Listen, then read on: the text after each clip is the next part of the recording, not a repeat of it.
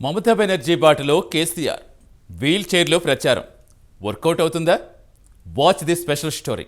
తెలంగాణ మాజీ CM KCR parliament ఎన్నికల్లో అత్యధిక సీట్లు సాధించాలని లక్ష్యంగా పెట్టుకున్నారు. ఈ లోక్సభ ఎన్నికల్లో బీఆర్ఎస్ అత్యధిక సీట్లు సాధించకపోతే రాజకీయంగా బీఆర్ఎస్ పార్టీ భవిష్యత్ ప్రమాదంలో పడుతుంది. ఈ క్రమంలో కేసీఆర్ ప్రజల్లో తనపై సానుకూల దృక్పథం కలిగించేందుకు వచ్చే లోక్సభ ఎన్నికల్లో అత్యధిక సీట్లు గెలుచుకునేలా ప్రచారం చేసేందుకు పశ్చిమ బెంగాల్ సీఎం మమతా బెనర్జీ గత ఎన్నికలకు ముందు ఎంచుకున్న వ్యూహాన్నే ఎంచుకున్నారు.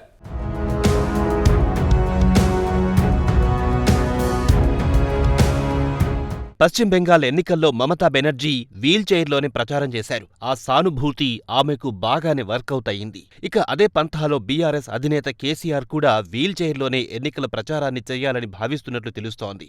వీల్ చైర్లో ప్రచారాన్ని చేసినట్టయితే వ్యక్తిగతంగా ప్రచారం చేసినట్టుంటుంది. అలాగే ప్రజల సానుభూతి కూడా సంపాదించినట్లు ఉంటుందని కేసీఆర్ భావిస్తున్నారని సమాచారం.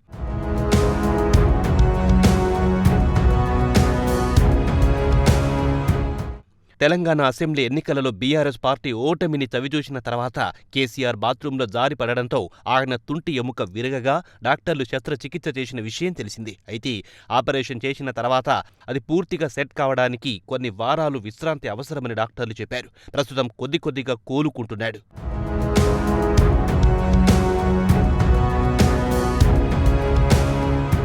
కేసీఆర్ పూర్తిగా కోలుకొని ప్రజాక్షేత్రంలో రావాలంటే ఇంకా సమయం పట్టే అవకాశం ఉంది. ఈలోపు లోక్సభ ఎన్నికల పర్వం కూడా పూర్తయ్యే అవకాశం ఉంది. అందుకే పూర్తిగా గాయం మాననప్పటికీ లోక్సభ ఎన్నికలను ప్రతిష్టాత్మకంగా తీసుకుంటున్న కేసీఆర్ త్వరలో రంగంలోకి దిగనున్నారు. ఫిబ్రవరి 1వ తేదీన ఎమ్మెల్యేగా ప్రమాణ స్వీకారం చేయనున్నారు. ఇక అసెంబ్లీకి వీల్ చైర్లోనే రానున్నారు.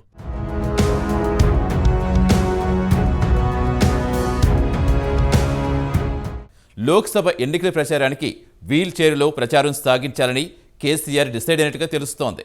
గతంలోలా సుడిగాలి పర్యటనలు చేయాలని, వీల్ చైర్లో లోక్సభ ఎన్నికల సమర శంఖారావం పూరించాలని, అది ప్రజల నుంచి సానుభూతిని వర్కౌట్ చేస్తుందని భావిస్తారని తెలుస్తోంది. మరి ఈ ఆలోచన ఏ మేరకు ఫలితమిస్తుందనేది భవిష్యత్తులో తెలియనుంది.